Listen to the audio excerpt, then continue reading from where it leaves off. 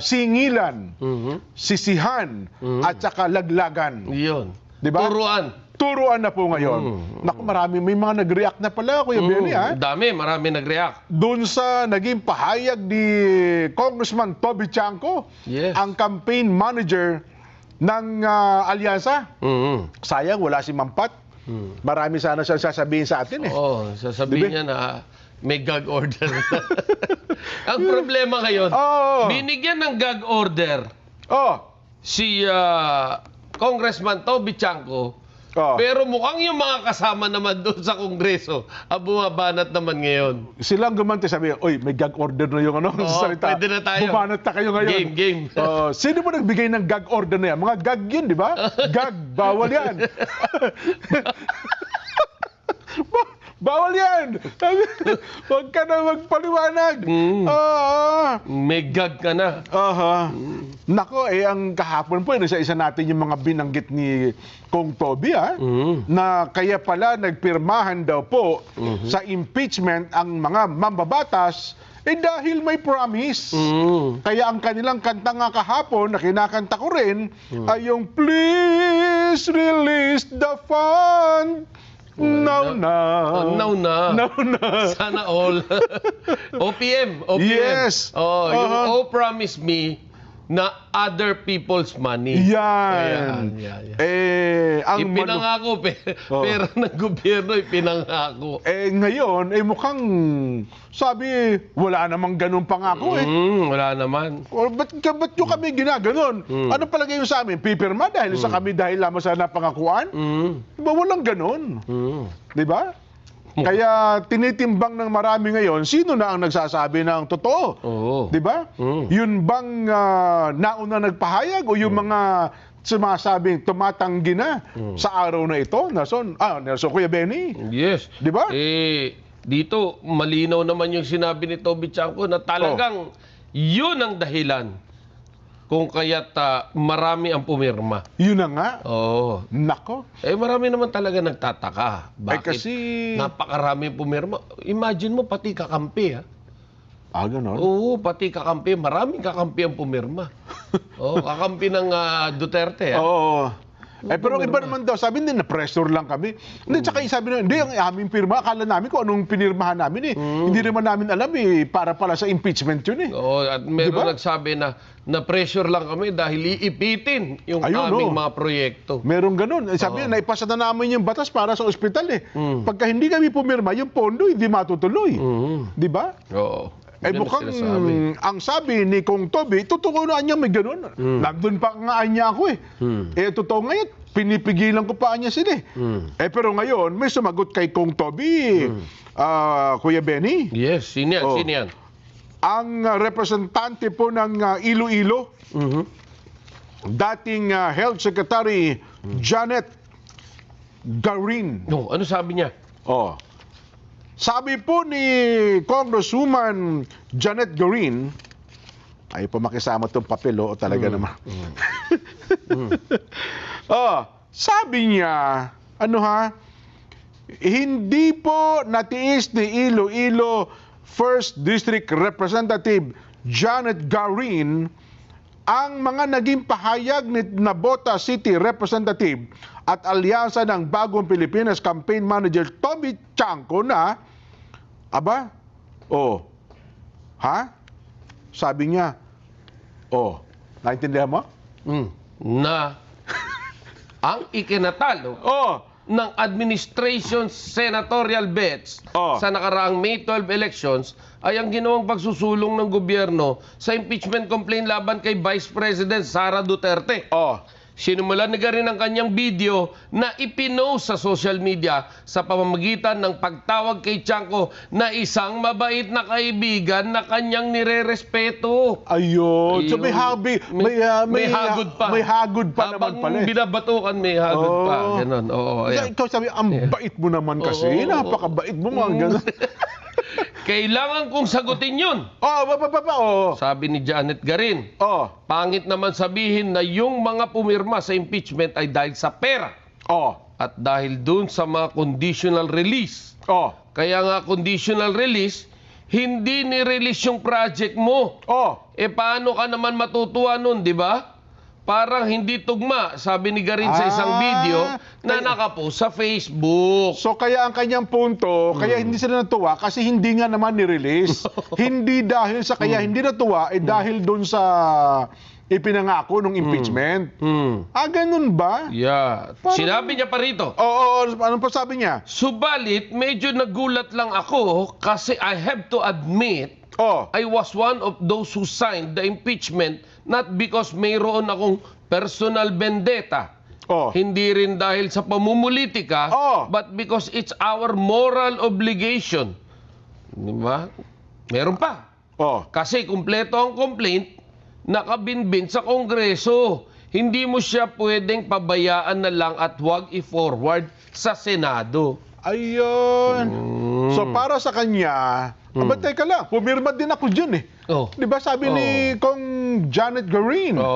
Tapos sasabihin mo, kaya lang kami pumirma dahil doon sa conditional ano yan? Release na project. Malungkot kami ngayon dahil sa hindi nyo talaga ni-release.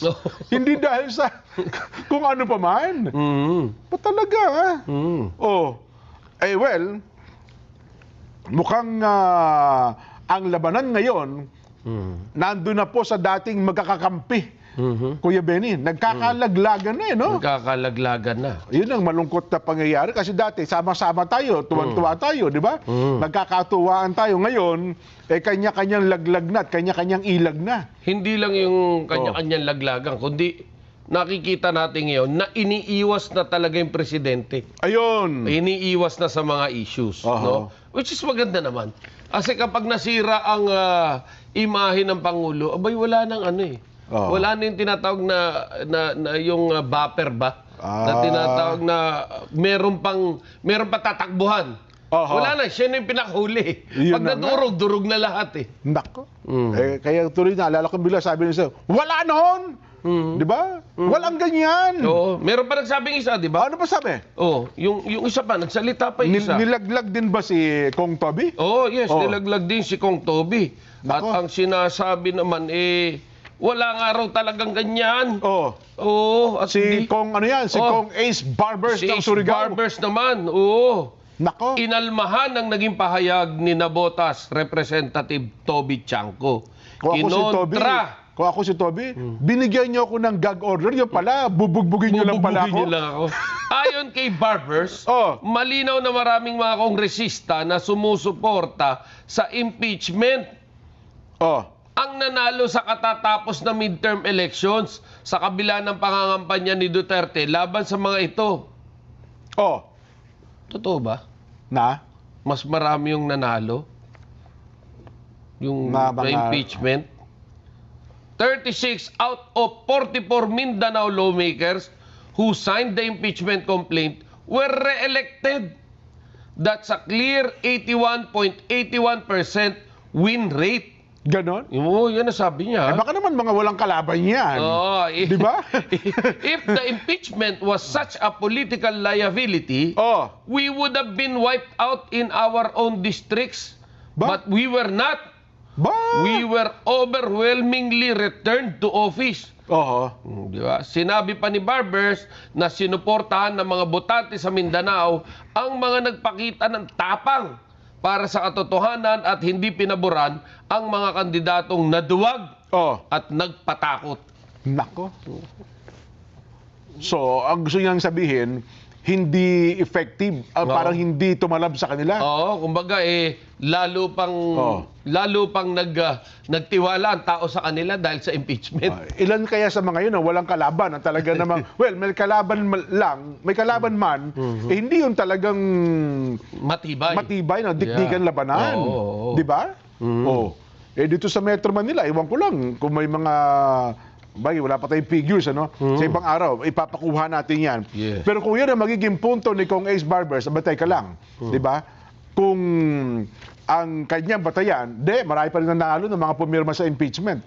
Hindi, pero marami naman, kung papansinin mo, nangampanya si Vice President Sara laban doon sa mga talagang bumangga sa kanya ng harapan. Oo. Yung mga lumapastangan ika nga sa sarili niya, sa kanya nung siya iniimbestigahan sa Kongreso, di ba? Oo. Gaya nila Congressman Abante, la Congressman Chua, yan talaga kinampanya niya, pinuntahan niya pa talaga yung mga lugar na yan. But of course, marami ang pumirma na nagsabing, pasensya na po, wala lang kami magawa, talagang iniipit kami. Totoo. Oo. Oo. Sinasabi, iniipit kami. Kung kaya't, alam mo naman itong si Vice President Sara, sige, okay lang. Oo naman. Kung kaya't, yung mga yan, hindi rin naman ipinangampanya na dahil pumirma lang, ikakampanya niya lang na, di ba? Hindi, that's petty already dahil Totoo. the fact na napakarami na pumirma, mahigit 200 eh. 245 to hindi 15 plus plus parang 25. Siyempre 300 lang naman, 317 lang naman yung mga mambabatas eh. Malamang talaga, malaki talaga sa percentage yun. Yes, and gaya nga na sinasabi, meron pa nga isang kongresista dyan eh. Ito nanalo to, pero hindi na natin babanggit yung pangalan. Alam mo bakit siya nanalo? Bakit Kinausap niya yung mga barangay chairman. Okay. Alam nyo naman na pera-pera lang to. No? At kahit naman tumakbo si Sara sa 2028, mananalo naman. Pero ito, pera-pera lang to at makikinabang kayo rin namang mga barangay chairman. Yun na nga. Kaya sabi ng barangay chairman, sige, di iboto ka namin ulit. Ayun, nanalo. Diba? Nanalo. Tsaka meron pa isa, diba, nabidyohan din to eh. Para tuloy ang ligaya, tuloy ang ayuda, pag kaya na tayo pumirma doon. Ang makikinabang din naman yan, kayo naman eh. Hindi na naman ako makikinabang dyan. Diba? May video pa ngayon. At sa ibang mga probinsya, ganun din eh. Di ba? Totoo naman yun. Talaga sinasabi ng congressman, lantaran. Di ba? At yung mga yun, yung pa mga nanalo, ha? Kasi naging totoo sila sa kanilang mga kababayan. At sinasabi nila na, kayo rin naman makikinabang yan. Nako. Di ba? Yun na nga. Pero ang tanong dito, Kuya Benny, at ito sa pinupunto rin ni Kong Toby, yung mga naipangakong pondo na yon, tsaka yung conditional release na yon, para sa mga mambabatas, di ba, na nakapaloob po sa 2025 national budget, una, legit ba yung project na yon? Di ba? Yes. Kasi kung titignan natin, sige, pinangako natin sa inyo, nandiyan yan, conditional conditional release sa ating mga kababayan. Well, sa 2025 budget, wala tayong question, ando na yun eh. Pero ang tanong, yun bang proyekto na pinangako sa inyo, legit ba yun? Sabi ni Kong Toby, hindi, teka lang, tinitingnan nga natin kung legit yan eh, kasi naka-hold eh. Di ba? Yes, kaya yung sinasabi na, bakit may nadali yan? Hindi naman yan kasama. Kasi bago ka mag-propose ng budget, nakaprograma lahat yan eh. So, kunwari, 2 billion yung proposal mo sa budget na kailangan mo tong taong ito, hihimayin yan. Hindi natin kaya 2 billion, 1.5 lang. Yan. So, doon sa 1.5, alin yung mauuna dyan? Usually, binabawasan talaga yan. Yes. Ano yung mauuna dyan? Okay. So, nauna yung, sabihin na natin sa 2 billion, 20 proyekto yan. Unahin natin yung 15 proyekto. Yung 5 mahuhuli. Ngayon, yung 5, yun yung popondohan. Pero ang nangyayari yun, hindi ganun. Ang nangyayari is, pagka sinabi ng congressman, gawan mo nga ako ng project study read sa ganito, gagawin yun, mamadaliin. At yun yung ipapasok. Ito. Boss, okay na to, project na natin. Project na natin. Akuin mo na to kasi gawa na natin to. Yes. Kompleto na dokumento nito. May mga gumagawa talaga yan, di ba? Merong gumagawang ganyan. So, since ganyan na nangyari, sa halip na matino yung proyekto ng gobyerno, minsan, nauuna pa yung pagsisimento ng kalye bago lagyan ng mga culvert sa ilalim. So, matapos isimentohin yung kalye sa ibabaw, at ngayon, may pondo na para doon sa lagusan ng tubig baha. Yung drainage system. Tsaka sisirain. Sisirain ulit yung gilid kasi sisirain, kasi lalagay na roon. Would you imagine, ganun ang nangyayari sa atin dahil minsan sa pagiging paano ba natin sabihin yan? Yung pagiging alamero. Intrimitido. Akala ko entrepreneurial mindset. Mga intrimitido ng mga mambabatas. Ayun. Yan. Minsan may ganyan. Pero ang tanong ko ngayon, Kuya Benny, gusto ko malaman ang sagot dito. Yun bang nag-submit ng project o budget noong 2025? Sila ba ulit ang magsasubmit ng budget ngayon para sa 2026? What do you mean 25, Hindi, kasi 2026? di ba meron na gumawa ng 2025 budget? Yes. Sila na, yung mga gumawa ng nakaraan. Yeah. Bago ba pumasok ang 20th Congress, yung gumawa ng budget doon, sila ba ulit ang gagawa ngayon, 2026? Para sa budget ng 2026? Kasi sabitan Hindi na. Hindi na. Dahil abutan na eh. Yung bago na. Yung bagong set nagkaabutan na ba rito? Hindi. Yung bagong set na ng mga congressman ang gagawa ng budget. At yung hindi, magbibigay ng proposal ng project, of course, alam mo, hindi nga dapat congressman na nagsasabit ng mga project na yun eh. Sabi ko sa iyo dapat ang nagsasabit niyan yung mga government agencies. Kasi sila yung implementing agency, di ba? Ito, ang trabaho ng mga congressman, gumawa ng batas. Ipasa. Yung batas na sinumitin ng executive, di ba? Yes. Ang nangyari, ang nasusunod na ngayon yung congressman. Kaya nga, ang tanong natin ito mukhang magkakaulitan ba para sa proposed budget ng 2026? Well, at ang mangyayari, tuloy ang ligaya, Kuya Benny? Baka maaring mangyari yan. Di ba? Maaring mangyari yan. Hindi malayo mangyari yan. Baka tuloy ang ligaya pa rin. Dahil, gaya ng sinasabi, may mga hindi natupad na pangako. Baka yung mga nanalo, to be continued. Nako. Ay, di ba? Kaya ako, hindi mo maalis sa isipan ng tao yan. Baka yun sila pa rin yung gumawa ng budget para sa 2025, baka sila din ang gumawa ng budget para sa yung proposed budget para sa 2026. At ang mangyayari, ang resulta niyan, mukhang tuloy ang ligaya, pare ko. Hindi kaya ganon? Pwede. Di ba? Maaari. Pero, again, unti-unti nakikita natin yun na namumulat na yung taong bayan sa nangyayari. Tingnan nyo, sa election process, namumulat na ang taong bayan. Sana naman, pagkarating doon sa mga budget na yan, at yung sa mga project, yung mga deliberation na yan, mamulat din yung taong bayan. Kapag nakita nila isang bagay, gaya yan, yung flood control, di ba? 500 yan nationwide at merong budget na 100,000,000 din. Ano ha? Hindi lang 100,000,000 yun.